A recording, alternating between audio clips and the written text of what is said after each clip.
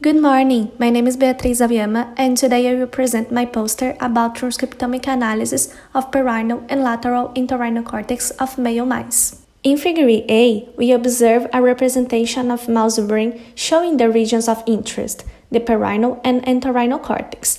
The perirhinal cortex is responsible for object recognition and is located ventrally to the entorhinal cortex.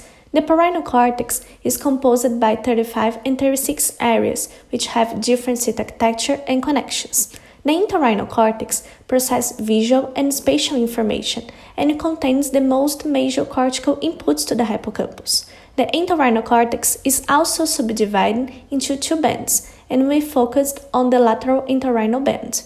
In Figure B, we observe the subdivision of the lateral entorhinal bands into three fields. We focused on the dorsolateral and ventral entorhinal regions because the dorsolateral entorhinal region connects different cortical regions to the dorsal hippocampus, while the ventral entorhinal region connects different cortical regions to the ventral hippocampus. The interaction between the perirhinal and lateral entorhinal cortex is important for integration of object information and recognition.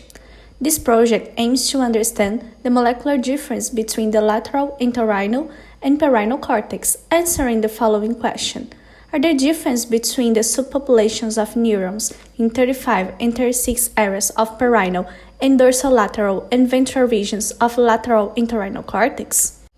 In order to answer this question, first we identify the interest areas in fixed brain tissue using the Allen Brain Atlas along the rostrocaudal axis. The previous identification of these regions was important in guiding the laser marked section to isolate the regions in frozen mouse brain. The samples will be submitted to RNA isolation and sequencing, followed by bioinformatic analysis. Identifying the 35 and 36 areas of perirhinal cortex as the dorsolateral and ventral regions of the lateral entorhinal cortex using anatomical landmarks and cellular morphology is crucial for appropriate selection of these areas. The use of laser marked section and transcriptomic approaches will allow the identification of specific molecular process involved in each area of interest. If you are interested in my previous results and would like to discuss them further, please visit my poster. It's number 51.